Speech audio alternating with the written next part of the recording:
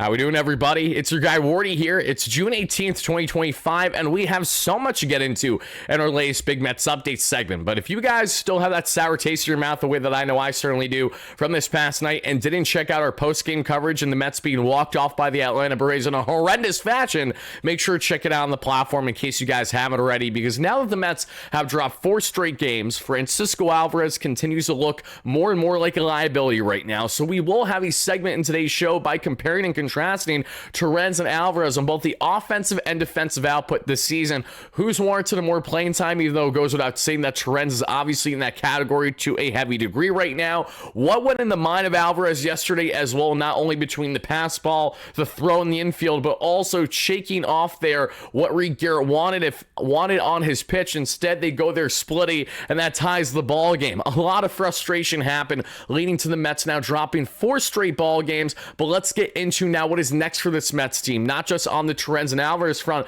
but certainly on the front of their rotation, because as we know, Tyler Megill is out for the next couple weeks at minimum there with that elbow injury. So now who's going to replace him starting this Friday there in Philadelphia? Well, very well could be Nolan McLean, Mets top pitching prospect. So let's get into the likelihood, unlikelihood of that happening, why it would make sense versus maybe not making sense for McLean, and what would the Mets be getting in someone like Nolan McLean should he get the call for the Mets as soon as this Friday. Because from there, we're also going to talk about Brooks Raley, veteran southpaw reliever that we know can be nails for this Mets bullpen, just like he was in 2023 and to begin 2024 before going down with Tommy John reconstructive surgery there. So Brooks Raley, we have some key news to get into, as we also are going to have a further discussion on David Peterson, if he is now warranted for a potential extension. We'll also get into Dylan Ross, as he is the latest Mets minor league pitching promotion, and we'll wrap up the show by getting into more on the prospect updates there from Port St. Lucie all the way up to AAA Syracuse, including Mark Vientos' first rehab stint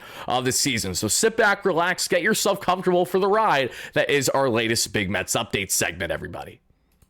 Hey Mets fans, if you love diving deep into the numbers like WAR or ERA, then you absolutely are going to love what today's video sponsor Moomoo brings to your investing game. Think Moneyball, but this time for your portfolio. I'm beyond excited to share that Moomoo, the proud trading platform of the New York Mets, is here to level up your investing. Moomoo is a global trading platform currently serving over 25 million users in markets like the United States, Canada, Singapore, and Japan. Whether you're just starting out or if you're a more seasoned trader, Moomoo's app and desktop platform offers commission-free trading on stocks, ETFs, and options, no contract fees either. So plus, you get premium tools, guys, whether it's going to be the institutional grade analytics, Morningstar research, and analyst ratings, all free for funded users. And right now, Moomoo is doubling down for Mets fans. Sign up through my exclusive link down below, make a qualifying deposit, and get up to, yes, 60 free stocks, plus not 1 but 2 Mets Suite tickets. Not to mention, Moomoo customers can get free tickets to all Monday home games at Citi Field, and who knows, you may even see me at a game. And with 0 commissions and 0 contract fees on stock and ETF options, you keep more of your wins. Are you guys ready to trade smarter? Download Moomoo now and swing for the financial fences. And shout out once more to Moomoo for being an amazing sponsor here on the platform. Alrighty, folks, now let's get into this discussion, and let's begin here today by getting into one that I'm really excited about, and I'm excited about this because even though that he unfortunately got hung out to dry just a little bit longer than we otherwise would have liked as Mets fans this past day, there is no denying that the southpaw and David Peterson is absolutely warranted having now that extension discussion. And this is something that's been floating around that we've seen on Mets socials so far this season, especially over his past couple starts. I mean, when you have a complete game shutout the way that Peterson did at his previous start, and then he was going 7 strong up until there. He walks to 9 batter there and Nick Allen there that we see in the 8th inning. Then before you know it, bang, bang, boom, multiple runners get on, and then he's pulled from the ball game. Reed Garrett should have been warmed up and ready after Nick Allen came in that ball game. That's where I have my frustration with Carlos Mendoza on the bullpen front, but I digress. Let's talk about solely David Peterson here, everybody, because Peterson, as we know, has not just been nails for the Mets. He really has been tremendous for them going over the past year plus. And if we take a look at David Peterson's past 200 plus innings, he has been nothing short of fantastic. Going back to the beginning of last season for the Mets, right, and 121 innings from the start of June last year, because he was coming off of a hip surgery the offseason prior. 7.5 K per nine, a 3.4 walks per nine, a 2.9 ERA, and a 4.5 expected ERA with a 3.67 FIP. Now, the expected numbers usually don't favor Peterson too much because he's not an overly dominant guy that's relying on solely, obviously, the strikeouts. We saw his past start against the Braves being heavily reliant on the ground balls, obviously. So he's not one of these guys that's going to have these drastic K to walk ratios. However, he is one of these guys that always tends to perform better than what his expected numbers tell you he's going to, because he is heavily reliant on his defense around him, and it leads to great success because he knows that he needs to induce a lot of ground ball outs for guys like Francisco Lindor, for everyone there in that Mets infield to turn double plays, among other things. Whereas this season, everybody, at 86.2 innings and 14 starts thus far, he has a 7.7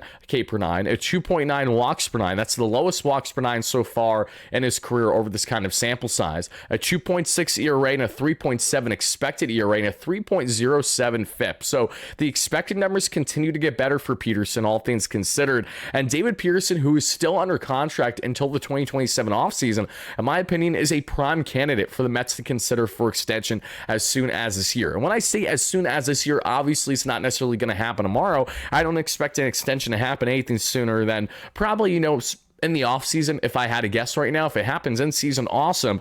But why should the Mets consider someone like David Peterson for an extension? Well, I think the Mets have a great opportunity here to not only get prime value in Peterson, but also make sure that he doesn't necessarily go to get that absurd contract that he would otherwise get in the free agent market. Maybe you get creative and add some opt-outs and set deal there for Peterson, depending on the length of the contract. We know that David Stearns is not the type of guy that wants to go long-term for really any starting contract. But in the case of Peterson, who still has, this year and next season, why not try to lock him down for an additional 2 to 4 years at minimum, right? I know he's obviously going to be looking for a nice payday, so especially if it's a 4 or 5 year type of extension, I don't think is out of the complete realm of possibility for the veteran southpaw, who's now at the age of 29. If the Mets say had him locked up right around until his mid-30s, I don't necessarily think that's a horrendous thing at all, and it would obviously show that the Mets are committing to their homegrown southpaw talent, something that they otherwise didn't really do to the same degree with Steven Matz, because Steven Matz didn't warrant for that consistent commitment after all the injuries unfortunately unraveled with him. And then naturally we saw Steven Matz just couldn't be that consistent of a starter to the degree that David Peterson has just the past year and a half alone. The guy has been absolutely nailed. So I'd love to hear from you guys in the comments down below. Are you for or against a David Peterson extension, one? And secondly, what kind of extension would you like to see the Mets actually ink with Peterson should one happen this year? Are you guys in favor of an extension, say adding 2-3 years? Would you like it to be a 4-5 year type of extension? Whatever your thoughts are on that front, along with the AAV, please let me know in the comments down below, guys, because it certainly ranges. Obviously, clearly a guy like Peterson is going to be looking for, I'd imagine at least right around 20 mil AAV in that range, just like a lot of other starters in today's game. But I'm curious to see if that would maybe be a little bit less per year AAV wise, given the fact if he would stay with the Mets, maybe a little discount with more added incentives, bonuses, among other things. You guys let me know in the comments down below all your thoughts on that front, because now let's go from talking about David Peterson, everybody, to getting into another starter. But this time, let's talk about a starter that has the potential to impact the Mets already as soon as this Friday. And yes, you heard that correctly, everybody. Let's have the discussion with, yes, you guessed it, Mr. Nolan McLean. Because in case you guys don't know the Nolan McLean story, let me enlighten you here for a second, everybody, because Nolan McLean has been a high riser in the Mets minor leagues. We all know this. But when I tell you that Nolan McLean has been looking fantastic for the Mets so far, especially in Syracuse, I would say that in itself right now is an understatement, everybody. And let me actually just turn off this volume real quick. But Nolan McLean, you guys will see from the highlights here, not only does he have that nasty frisbee of a sweeper, he truly has a multi-pitch mix, 4 to 5 pitch mix there that will get the job done, especially right now at the major league level. And Nolan McLean, these are the numbers that you guys see between the Rebel Ponies as well as the Syracuse Mets so far this season. A total of 12 games, 65 innings, a 9 K per 9 to a 4 walks per 9. So obviously that walk rate needs to get down a little bit, and that goes in hand with why obviously the Mets are going to be very smart in how they go about developing him and monitoring him right now in the minor leagues. 65 strikeouts in 65 innings is very fitting, and a 2.08 ERA thus far on the season. So Nolan McLean, everybody, why are we having the McLean discussion? Well, Nolan is slotted to pitch next this Friday, which perfectly aligns him to potentially pitch for the Mets for his MLB debut against the Philadelphia Phillies and Zach Wheeler in Philly. I will be in attendance this Friday, so I'm telling you guys right now, if we get rocked because of whoever's starting Friday just doesn't look good, that is not Wardy's fault. But if the Mets say blow a lead again, that's completely Wardy's fault, because I was there for the Game 1 and Game 2 losses at home against the Rays this past weekend. I did get a victory under my belt when I was in LA a couple weeks ago for Game 1 of that series, but since then it has been too great there with Wardy attending games. So we'll see what happens. But Nolan McLean, everybody, there's no denying that he has the best pure stuff. I think that would play up at the major league level right now. Most in the organization deem that to be the case over Brandon Sproat, and with Sproat is slotted to pitch, in fact, today at the time of us making this video.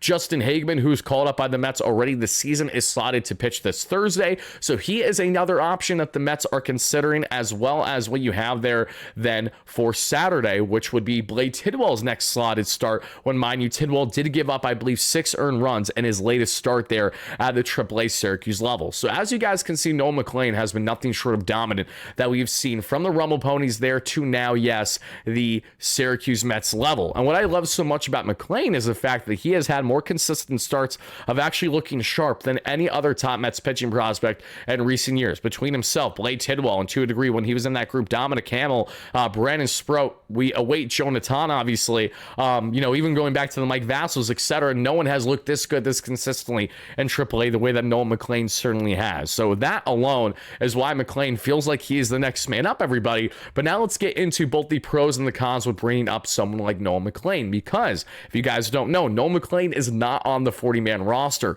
and the idea that Carlos Mendoza is going to go out of his way to bring up Nolan McLean onto the 40-man with that clock starting to tick for just a one-off start to send him down right away after that start feels like it's not a great reality. But what I do think is still a potential here for the Mets, especially given when McLean is slotted, knowing that Megill is on the injured list, is this potential where the Mets do in fact call up McLean for this Friday and keep him actually on the roster, where they don't send him back down right away and he's actually a part of the squad for the time being, given the fact that they are down 2 starters in Kodai Senga and that being in Tyler Megill. Paul Blackburn is starting today, everybody, and you guys know that, as we're going to be live in the playback app later on today for our latest Mets Braves watch party. Hope to see you all there, guys. In case you guys don't know what that is, head over to playback.tv/WardyNYM down below to check out, everybody, as you'll be able to watch the Mets game in real time with your guy Wardy. I'm not loving the idea of tonight's game with Chris Sale facing off against Paul Blackburn, but I digress. Check it out, everybody. We do watch parties every single week on the platform,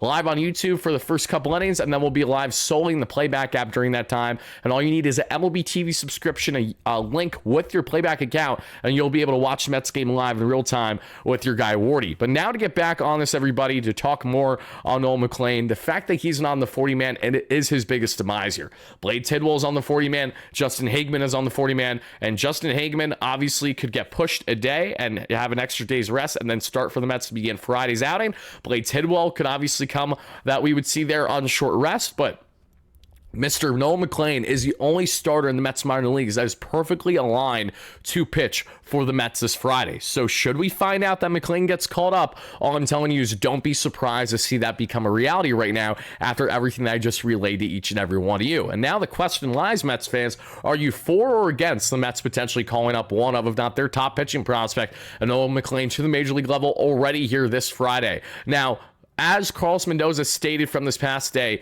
he did make note that given Tyler Megill's injury, that they expect to have a spot starter there for this Friday. The keywords were more on the spot starter, knowing that it would be a guy that would be up here for a day and then likely to be sent down. And that is in fact going to hold true, then I will believe it when I see it in the case of Nolan McLean being the actual guy that they call up, because I don't see why you would call him up Friday just to send him back down right away and have him be activated on the 40-man. I just don't think that's the smartest thing that David Stearns and Carlos Mendoza would go out of their way to do. But I do think that if you're going to keep McLean potentially as a piece of the puzzle for the rotation, now that you feel is actually warranted to do so, then okay. The obvious factors in the way of McLean and that becoming a reality are naturally because Nolan, as we know, has not been in AAA for too long. He's only had, what, 5 or 6 starts, I believe, in AAA this far. He still has more polishing to do. That walk rate high, so that can certainly get exposed at the major league level, as he himself can just get exposed. But I think the also counter is Nolan McLean still looks like the best option for the Mets in that group, given their current AAA options. Between himself and his uncertainty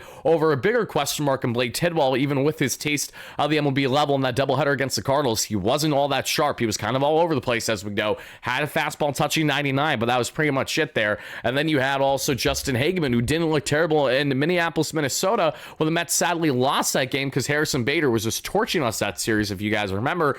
So I'm really curious to see how the Mets are going to go about their rotation. But if the Mets do in fact bring up Nolan McLean, I'll be in attendance for his actual MLB debut. So we will live stream our reactions to it there from Citizens Bank Park ourselves this Friday. So either way, folks, we will see what happens in the coming days on the rotational front. But now, guys, let's go from talking about this Mets rotation to talking about a bit on the Mets bullpen, because as we know, there is some key news regarding our guy and Mr. Brooks Raley, and I might as well show you guys what that news is regarding Brooks Raley. So let's go ahead and do the following, and all I got to do is switch this graphic from Mr. McLean right here.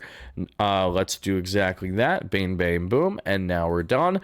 Guys, Brooks Raley, he's back, guys. Brooks Raley's actually back. And it's exciting to say that Brooks Raley's back, because as you guys can see right here, Brooks Raley was looking nasty and looking good in his first rehab outing since going down with the reconstructive Tommy John surgery that derailed him last season. He won 8 Squirrels games for the Mets last year in 2024 to begin the season, when everything else was horrendous for this club. Before then, obviously, as we saw there, going down with the reconstructed Tommy John surgery. But as the Mets signed him getting into the season this year, and after the injuries to AJ Minter and Danny Young out for the season, Brooks Raley, who was nothing short of nails for the Mets just a couple seasons ago, is looking to be ramped up and return this Mets team, guys. In case you guys don't know more about Brooks Raley, again, guys, a dog. Look at these numbers. Again, a 10 K per 9 to a 4 walks per 9 in 2023, and a 2.8 ERA and a 3.35 expected ERA. Yeah, that'll play up at the bullpen level for the Mets right now, to say the least. We need a contributor like that in Brooks Raley right now, because the Mets' only lefty option is Jose Castillo. And how much longer are you going to give the leash to Jose Castillo before he becomes batting practice against teams there down the stretch of the season that know that he's not going to be your consistent quality lefty option? So Brooks Raley goes to scroll sitting with a pair of strikeouts for his rehab debut there that we saw for the Port St. Lucie Mets. Raley is going to probably need the next 2 to 4 weeks, obviously, to ramp up in his rehab, but there is the firm expectation that he will return and potentially impact this Mets bullpen at some point here in the month of July. Whether that's in the, right around the second week of July, or whether that's a little bit sooner, whether that's a little bit later, has yet to be seen. But a great start here for Brooks Raley, obviously, because we know that if this man can get back to what he was similarly for the Mets each of the past year and a half or so, that they're going to have themselves a true high leverage lefty option in this bullpen. Not to say that they shouldn't still go out and look to acquire one via trade, because I think that they should. I think that there's a flamethrower southpaw in Boston that makes a lot of sense. I think that there's a crafty southpaw in Tampa not named Brooks Raley right now that makes sense as well. But you might as well consider your former Tampa Bay Ray turned New York Met, thanks to Billy Epler, Billy Big Bucks, and Brooks Raley in that Keyshawn Askew trade a couple of years ago, because Raley has all the potential, in my opinion, to be a true high quality lefty option for this Mets team, just like he has been in years past. He's one of my favorite relievers in the bullpen. I have a big soft spot for dominant lefties because I'm not used to them all that often as a Mets fan. That's why I appreciate the Aaron Loops of the world in 2021 as anomaly this season. That's why I was a Justin Wilson truther back in the day, when you guys remember Justin Wilson, who also could be a potential fit for the Mets by the deadline, as he's having a rock solid year with the Boston Red Sox as well for the veteran southpaw. Needless to say, though, folks, Brooks Raley is healthy. He's ramping up, but he's officially back, and let's just see when he'll be back now at the major league level for this Mets team. Let me know your thoughts in the comments down below on the Brooks Raley front. What is your level of excitement there, everybody? Because now let's go on from talking about Brooks Raley to let's get into a bit more now on the prospect end today, folks, because we do have a key prospect report to get into, which is initially courtesy of, and I want to give a shout there to Daniel Wex. I'm going to butcher his last name, but it's something along the lines of Wex on X. He knows exactly who he is there. He had this scoop a couple days ago before really anyone else did, because especially when it comes to prospects, he is pretty on the money with this kind of stuff, everybody. But let me just relay to each and every one of you the following, in case you guys don't know or didn't see, because I think this is pretty cool.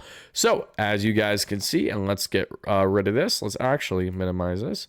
here we go, guys. Dylan Ross is now activated in Syracuse. The Mets' right-handed pitching prospect has soared in the Mets minor league so far this season. And now Dylan Ross, everybody, is here at the Syracuse level. And this is very exciting because in case you guys have not followed along with Dylan Ross this season, he has been looking pretty darn good. And let me pull up the numbers for you guys right now, what Ross has been able to do, because he has been really, really impressive. So Dylan Ross, what I love so much about the fact that the Mets brought him up to the AAA level is their continued aggressiveness more than anything. This Mets team and David Stearns have been no slouch and absolutely going out of their way to promote their prospects, especially a guy like Dylan Ross now, who's going to be entered the fold along with, we've seen guys like, Ryan Lambert obviously has been promoted to a degree. We saw Zach Thornton be promoted to a degree. We saw there's literally, I'm trying to think, there has to be at least 5 to 10 pitchers so far this year in the minor leagues alone that have been promoted internally. And Ross, he was drafted in the 13th round by the Mets that we saw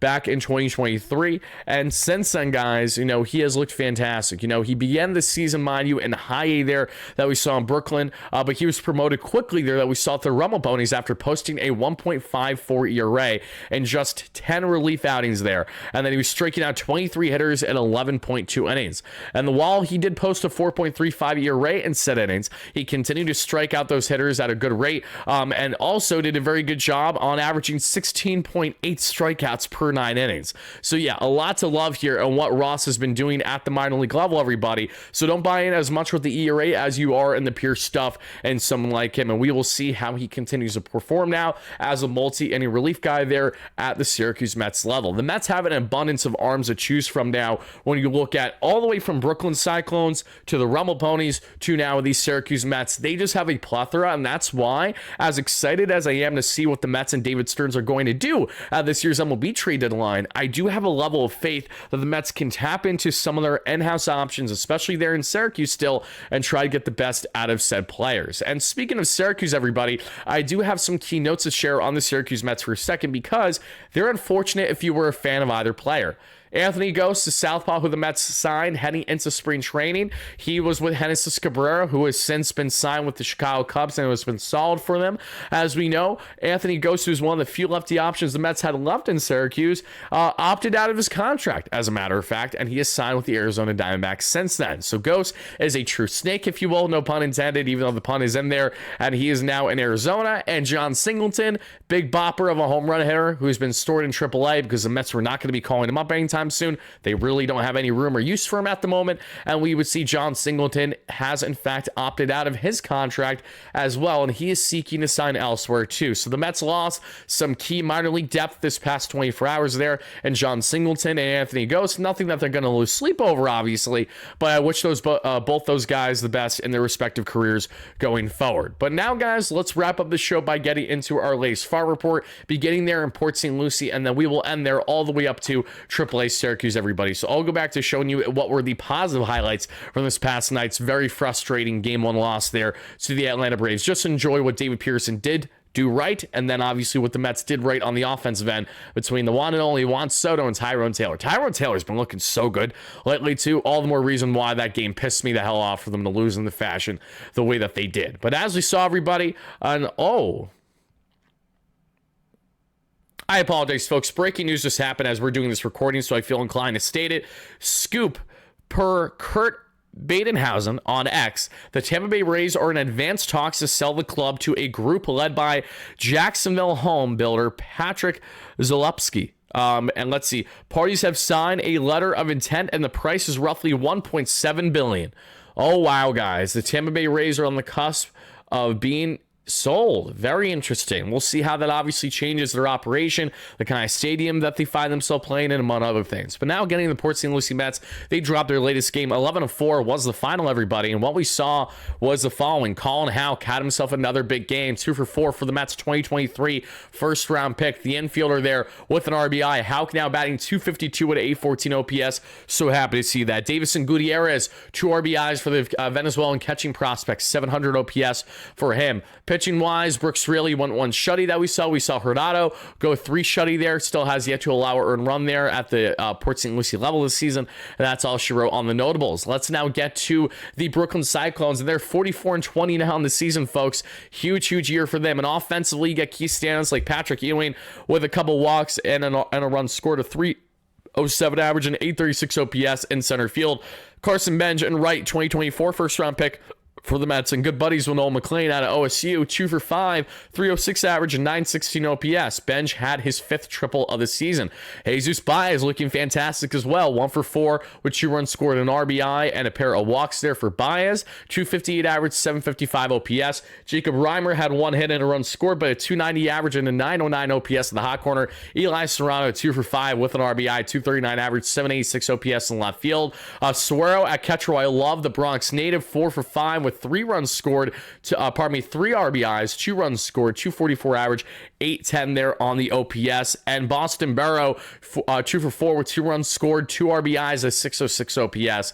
That's all you got there on the offensive end. Jonathan Santucci won 5 strong innings of 2 earned run ball, 1 walk, 6 strikeouts, a 4 ERA on the year. And Hall won 4 shutty in relief for him after the fact at 2.39. He's looked fantastic as well, Noah Hall. Now let's get on to the Rebel Ponies as they drop their latest game. 7-3 is a final there to the Sounders, folks. And the notables were Jet Williams, base hits god this past week. He's had 3 triples, 3 doubles or so. He's been insane. Nick Morabito had his 19th double of the year, and Lugo had his 11th respectively. So Williams, 3 for 4 game, 2 runs scored, a 305 average, and 944 OPS at shortstop and play center. Brain jet the Met up to Syracuse already. Nick Morabito, 2 for 5 with 3 RBIs, a 288 average, 776 OPS. Ryan Clifford went over, but still has an 828 OPS. LaRusso went over in this one. And let's see here. Lugo, 2 for 4. We just talked about there. Smith, we just talked about. And Parado, 1 for 3 with a run scored. Shout out to Kevin Parado, guys. He has completely gone out of rut after starting the year like batting a $130. Now he's batting a respectable 222 with a 716 OPS. So when you know how bad his season started, that's impressive. I did not think that Parado was going to get out of the rut to the degree that he has, and I'm happy that he has. Zach Thornton, the southpaw, did not fare too well in his latest outing. He allowed 3 earned runs in 3.2 innings. Still has a 2.87 ERA on the year. However, Joander Suarez looked great in relief, but has a 9.35 ERA there, which I don't love. If that is in fact Joander, if that's not someone else, let me double check to see who this is. Oh, no, that's Daniel. That's Daniel Juarez. And I don't know why I said Suarez. It's Juarez. I apologize, folks. And now let's get on to last but not least, the AAA Mets. The AAA Mets lost there in Syracuse. The Jumbo Shrimp 6-4 was the final. And the notables weren't a whole lot offensively. Travis Jankowski had a hit on leadoff. Drew Gilbert had a couple hits and an RBI, which was nice, but he's only batting 292 with sub 700 OPS. We also saw Mark Vientos make his first rehab outing, and he went over there in the DH spot with a pair of strikeouts there for Syracuse. VR won 1 for 4 there that we saw. Manassas 1 for 4 with an RBI. De Los Santos had an RBI. Hernandez won 3 for 4 at shortstop with an RBI. 323 average for him. Brandon Waddell went 2.2 innings of 1 earned run baseball. Rico Garcia won 2 shutty. Austin Warren won 1.1 shutty. Merriweather won 1.1 shutty. And the Mets just picked up Merriweather this past week, so that's notable. Colin Poche 1.2 innings of 1 earned run baseball. Chris Stevensky allowed 4 earned runs. His worst outing as of late that I've seen in the minor leagues this year. And Hartwig 0.2 scoreless innings. And that's all she wrote there on their minor league front. And that's all I got for you guys in our latest Big Mets update segment. So again, guys, thank you all so much for watching. Let me know all your biggest takeaways in the comments down below to the following topics. Headline by Nolan McLean, Brooks Raley, David Peterson extension talk, and actually final thing that I want to share, guys, because I did mean to mention this earlier and I don't want to disregard it because I said it to begin the show if I'm not mistaken. Let's talk briefly here on Luis Torrens and Francisco Alvarez, because we know that Alvarez has not been playing well, but just how bad has been everybody. Listen to the following numbers. And I want to also give a shout out there on X. Let me see. I hope that I have this this bookmarked, because if I don't, then I can't shout them out because I really wanted to. Either way, I will find their handle. That won't be a problem. Okay. Listen to the following, guys. Stolen bases allowed this season. Francisco Alvarez has allowed 18. Torrens has allowed 10. Caught stealing, 47% of the time for Torrens, 33% of the time for Alvarez. FRV, -2 for Alvarez, +4 for Torrens. Strikeout rate. Alvarez is at a roughly 38% strikeout rate, whereas Torrens is at a 42.4 strikeout rate. Defense runs saved. Alvarez is at a -2 when Torrens is at a +4. catcher framing runs, Alvarez -2, Torrens is +4. ERA with Alvarez 3.56, and ERA with Torrens 2.51. Kind of crazy because Alvarez has been that guy in his young career more known for his defensive upside as a guy that even if he didn't have as much with the bat, you knew you want him in there because of how well he caught and called games for this Mets team. He is just coming off of such a shell of what he typically is, and his fielding percentage right now is lower than Torrens, even though it's not by a great amount. It's 0.989%, whereas Torrens is at a whopping 0.997%. He's almost perfect, but Alvarez obviously is polishing to do. Do I think the Mets are going to immediately send down Francisco to the minor leagues? No, I do not see them going down that route. Do I think, however, that between the injuries to the hand in back-to-back years and the drastic hitting adjustments between Eric Chavez blunder last season, working in Atlanta this past offseason now to try to get things right, that it's been a lot and a short period of time for Alvarez? I do, and I think between all these things, Francisco Alvarez is now a dad. You have to wonder how much does that factor in the mentality, if at all, for him this season, being a father for the first time. You have no clue what that weighs on a 23-year-old. I can tell you as a soon-to-be 25-year-old dad, as someone, and I'm already a dad, but I'm saying as someone who's going to be 25 soon, I can tell you that as a young father, a lot of things are in flux. A lot of things in the mentality change, and I say that as someone who's a schmuck talking about the Mets versus a guy that plays for them for a living. But I'm just telling you that, trying to play devil's advocate, there are a lot of things that have not went in Alvarez's favor the past calendar year plus, between multiple hand injuries, and now that's a lot. And you have to wonder what that is one in hand with the lack of production on his front. I'm not trying to make endless excuses here. I'm just trying to explain maybe a little bit as to what has factored into the lack of success for him as of late. Is it a problem with the way Alvarez is playing right now? No question about it. I love when Alvy goes opposite field, but when he can't pull a baseball much and when he can't hit consistent home runs, that's a problem for who's supposed to be a power hitting catcher. Look at Cal Raley in Seattle. That's all how we thought Alvarez would be after the 2023 season, and we just are not getting anything close to that right now. So my question to you Mets fans is as follows. Who do you expect to get more of the playing time for the next week plus, given Alvarez's lack of consistent play? Do you think Alvarez and Torrens will platoon, pretty much the same, or if things will change on that front? Do you guys think that Alvarez is warranted to stay on this Mets roster? Do you think they should consider sending him down? Again, I think that's blasphemy when we get to the point of send down, but at the same time, I understand you guys